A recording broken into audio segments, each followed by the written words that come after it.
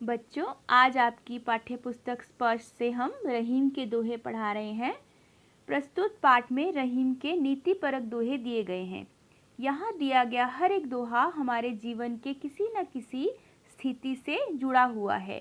ये दोहे जहाँ एक और इन्हें पढ़ने वालों को औरों के साथ कैसा बर्ताव करना चाहिए, कैसा व्यवहार करना चाहिए, इनकी शिक्षा देते हैं, वहीं मानव मात्र को करणीय अर्थात करने योग्य और अकरणीय अर्थात न करने योग्य आचरण या व्यवहार की भी नसीहत यानी सीख देते हैं।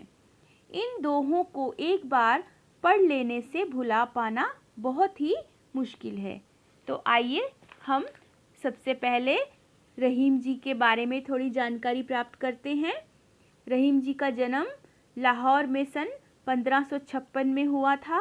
इनका पूरा नाम अब्दुल रहीम खान खाना था।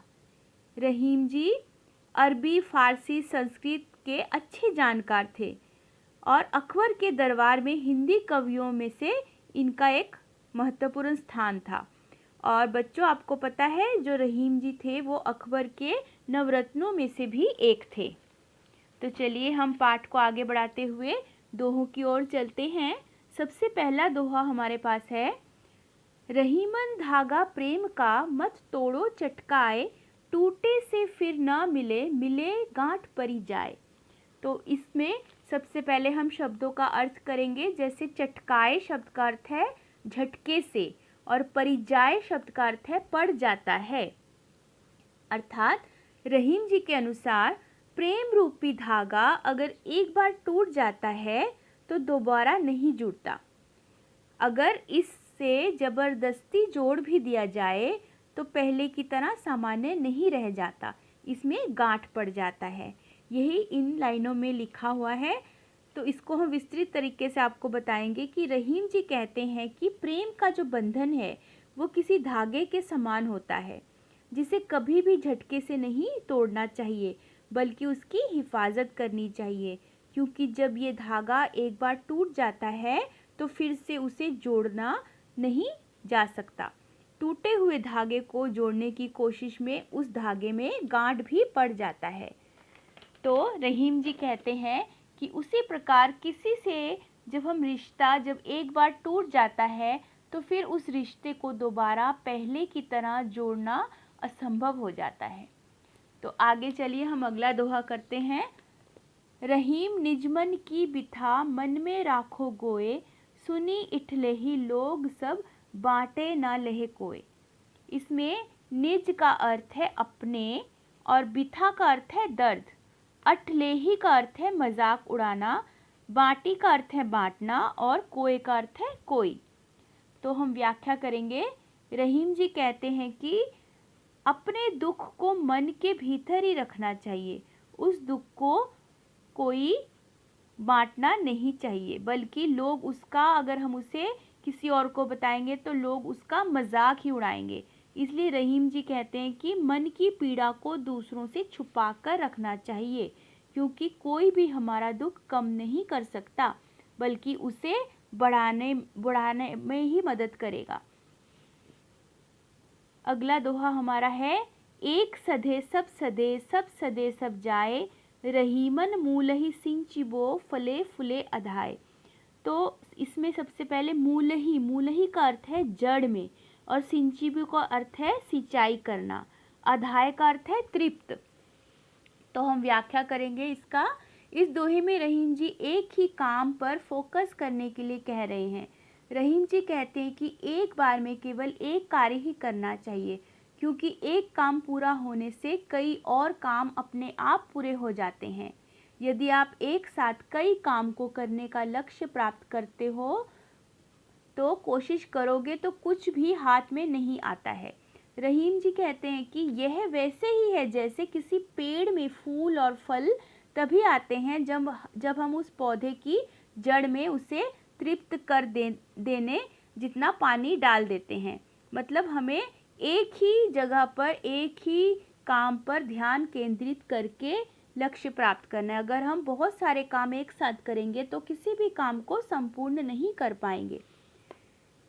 तो ये बहुत अच्छा एक संदेश रहीम जी ने हमें दिया है। अगला दोहा हमारा है, चित्रकूट में रमी रहे रहीमन अवध नरेश, जा पर विपदा पड़त है सो आवत यह देश। इस दोहे में सबसे अवध से इसका तात्पर्य है न रहने लायक एक स्थान, और विपदा है विपत्ति, विपदा का अर्थ इसमें विपत्ति से है। तो रहीम जी कहते हैं जब राम को वनवास मिला था तो वे चित्रकूट में रहने गए थे। रहीम जी यह भी कहते हैं कि चित्रकूट वन है, वे बहुत अंधेरा और घना वन है जो रहने लायक नहीं है, लेकिन रहीम जी यह भी कहते हैं कि इस ऐसी जगह में वे लोग ही रहते हैं जिन पर भारी विपदा आई हो या मुसीबत पड़ी हो। यहाँ रहीम जी ने हमें यह भी समझाने का प्रयत्न किया है कि जब मनुष्य पर विपदा आती है तब वह कठिन से कठिन कार्य भी कर लेता है, इसलिए हमें किसी भी कठिन कार्य को करने से घबराना नहीं चाहिए। हमें केवल उस कार्य पर ध्यान केंद्रित करना चाहिए, जैसे कि श्री रामचंद्र जी ने चित्रकूट में जाकर इस बात को सार्थक किया था। अगला दोहा हमारा है, दीर्घ दोहा अर्थ है, अर्थ के आखर थोड़े अही, ज्यों रहीम नटकुंडली सिमटी कूदी चढ़ी जही। इसमें अर्थ का अर्थ है अर्थ, और आखर का अर्थ है अक्षर यानी शब्द, और थोड़े का अर्थ है थोड़े यानी कम। तो इस दोहे में रहीम जी का कहना है कुछ थोड़े शब्दों में ज़्यादा बात समझाने की बात कही गई है। रहीम जी कहते हैं कि उनके जो दोहे हैं, दोहों में भले ही कम अक्षर और शब्द हों, लेकिन उनके अर्थ बहुत ही बड़े गहरे हैं और बहुत कुछ कह देने में समर्थ हैं। ठीक उसी प्रकार से जब कोई नट अपना कर्तव्य दिखाता है, उसके दौरान वो अपने शरीर को छोटा कर लेता है और कुंडली मार लेता है, किंतु वह असल में छोटा नहीं होता है, बहुत बड़ा होता है। उसी तरह से रहीम जी का कहना है कि वे थोड़े से शब्द तो लेते हैं, शब्दों में ही अपने दोहे लिखते हैं, परंतु जब उनका अर्थ कोई समझ जाता है तो इनका अर्थ बहुत गहरा और महत्वपूर्ण होता है। तो अगला दोहा हमारा है, धनी रहीम जल पंक को लघु जिए पियत अधाए, उदधि बढ़ही कौन है जगत प्यासु जाए। इस दोहे में हम सबसे पहले इसका अर्थ करेंगे शब्दों का। धनी का अर्थ है धन्य, पंक का अर्थ है कीचड़, लघु का अर्थ है छोटा, उदधि का अर्थ है सागर, प्यासों का अर्थ है प्यासा। इस दोहे में रहीम जी सागर और जल के द्वारा कुछ समझाना चाहते हैं। रहीम जी का कहना है कि कीचड़ में पाया जाने वाला पानी बहुत धन्य है, बहुत बड़ा माना गया है, परंतु सागर का पानी बहुत ज़्यादा मात्रा में होता है, परंतु वह खारा होने के कारण वह जल व्यर्थ है, क्योंकि उससे किसी भी जीव की प्यास नहीं बुझ पाती है। लेकिन कीचड़ में जो थोड़ा सा पानी रहता है, उस थोड़े से पानी से भी बहुत सारे जीवों की प्यास बुझती है। इस दोहे के द्वारा रहीम जी बताना चाहते हैं कि आप भले ही थोड़ा सा काम करो, लेकिन ज़्यादा दिखाओ मत। ज़्यादा दिखाने से किसी का भला नहीं होता, बल्कि आप थोड़ा सा अच्छा काम भी करते हो तो उससे भी बहुत सारे लोगों का भला हो सकता है। इसीलिए थोड़ा सा करो लेकिन अच्छा करो। कितना सुंदर संदेश रहीम जी ने हमें दिया है। अगला दोहा है, नाद रिझी तन देत मृग, नरधन हेत समेत, ते रहीम पशु से अधिक, रिजहु कछु न देत। इस दोहे में नाद अर्थात संगीत की ध्वनि से है, और रिझी का अर्थ है मोहित होकर अर्थात खुश होकर।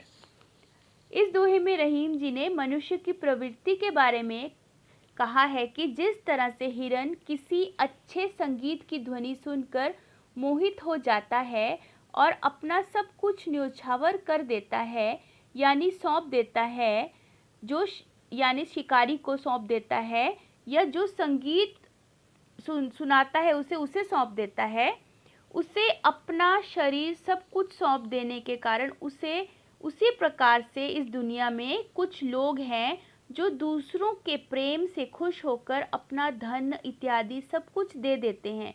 लेकिन कुछ लोग पशु से भी बदतर होते हैं, जो दूसरों से तो बहुत कुछ ले लेते हैं लेकिन बदले में कुछ नहीं देते।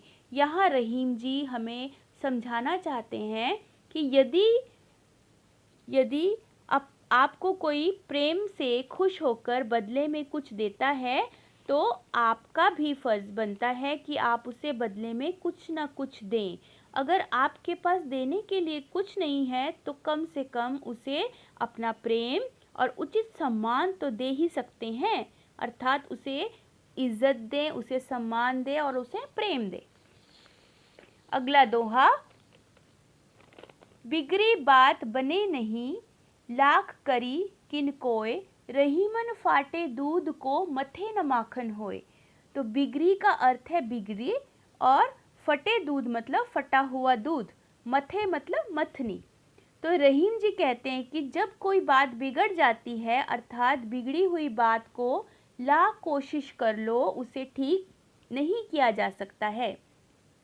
यह इसी तरह से है कि जब दूध फट जाता है उसका मक्खन नहीं बनाया जा सकता।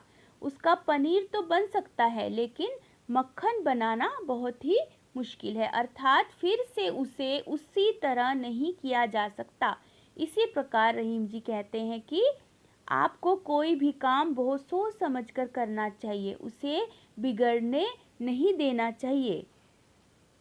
अगला दोहा है, रहीमन देखी बड़ेन को लघु न दीजे डारी, जहाँ काम आवे सुई कहाँ करे तलवारी। तो बड़ेन का अर्थ है बड़ा और लघु का अर्थ है छोटा। तो इसकी व्याख्या इस प्रकार है कि किसी भी बड़ी चीज़ को देखकर छोटी चीज़ की उपेक्षा नहीं करनी चाहिए, अर्थात बड़ी चीज़ को देखकर छोटी चीज़ को कम नहीं समझना चाहिए, क्योंकि जहाँ छोटी चीज़ की ज़रूरत होती है वहाँ बड़ी चीज़ बेकार हो जाती है। यहाँ रहीम जी उदाहरण देकर समझा रहे हैं कि जहाँ सुई की ज़रूरत होती है वहाँ तलवार कुछ नहीं कर सकता और जहाँ तलवार का काम हो वहाँ सुई का प्रयोग नहीं कर सकते। इसलिए चाहे छोटी चीज़ हो या बड़ी चीज़, आपको दोनों का महत्व समझना चाहिए, किसी को भी छोटा या बड़ा नहीं समझना चाहिए। हमारा अगला दोहा है, रहीमन निज संपत्ति बिना को न विपत्ति सहाय, बिनु पानी जो जलज को नहीं रवि सके बचाए। यहाँ निज का अर्थ है अपना और विपत्ति का अर्थ है विपत्ति या परेशानी, सहाय का अर्थ है सहायता, जलज का अर्थ है कमल। रहीम जी संपत्ति का महत्व समझा रहे हैं कि जब आपके पास धन नहीं होता तो कोई भी विपत्ति में आपकी सहायता नहीं कर सकता। यह वैसे ही है जैसे यदि तालाब सूख जाता है तो कमल को सूर्य जैसा प्रतापी भी नहीं बचा सकता। अर्थात निज संपत्ति से हमारा तात्पर्य स्वयं का ज्ञान है। हमारा अगला दोहा है, रहीमन पानी राखिए बिन पानी सब सून, पानी गए न उबरे मोती मानुष चुन। यहाँ बिनु का अर्थ है बगैर या बिना और सून का अर्थ है असंभव। रहीम जी कह रहे हैं कि मनुष्य को हमेशा विनम्र होना चाहिए। पानी का दूसरा अर्थ आभा, तेज या चमक से है, जिसके बिना मोती का कोई मूल्य नहीं। पानी का तीसरा अर्थ जल से है, जिसे आटे अर्थात चूने से जोड़कर दर्शाया गया है। रहीम जी का कहना है जैसे आटे का अस्तित्व पानी के बिना नहीं हो सकता और मोती का मूल्य उसकी आभा के बिना नहीं हो सकता, उसी प्रकार मनुष्य को भी अपने व्यवहार में हमेशा पानी अर्थात विनम्रता रखनी चाहिए, जिसके बिना उसका जीवन जीना व्यर्थ हो जाता है। तो यहाँ हमारे सभी दोहे समाप्त हो रहे हैं।